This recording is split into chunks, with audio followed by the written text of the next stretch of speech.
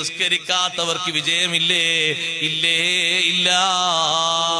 ഏറ്റവും കൂടുതൽ മരണത്തിന്റെ നേരത്ത് പ്രയാസപ്പെടുന്ന മനുഷ്യൻ നിസ്കാരം പരിഗണിക്കാത്തവനാണ്.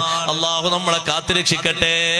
യാത്രയിലാണെങ്കിലും ശരി, നാട്ടിലാണെങ്കിലും ശരി, രോഗിയായിട്ടാണെങ്കിലും ശരി, നിസ്കാരം കൃത്യമായി നിർവഹിക്കണം. അതിന് വിട്ടുവീഴ്ച വരുത്തുന്ന സ്വഭാവം ഉണ്ടായിക്കൂടാ.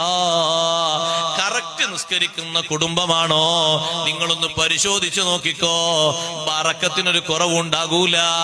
നിസ്കാരം കളാക്കുന്ന ആളുകൾ ഇടക്കിടക്ക് അവിടെ കയറി വിസിറ്റ് ചെയ്യുന്നുണ്ടോ? എന്നാൽ ബറക്കത്തിന് നല്ലോണം കുറവും കാണും. നമ്മൾ മാത്രം, ഒരാൾ വീട്ടിൽ ഉപ്പ മാത്രം നിസ്കരിക്കുന്നുണ്ട് പോരാ, ഉമ്മ മാത്രം നിസ്കരിക്കുന്നുണ്ട് പോരാ. നിസ്കാര പ്രായമെത്തിയ മെമ്പർമാര് മുഴുവനും നിസ്കരിച്ചോളണം. വീട്ടിലേക്ക് പുതുതായി കടന്നു വന്നിട്ടുണ്ട് ഒരു മരുമകള്, മകന്റെ ഭാര്യ, അവരും നിസ്കരിക്കണം. എല്ലാവരും നിസ്കരിക്കണം.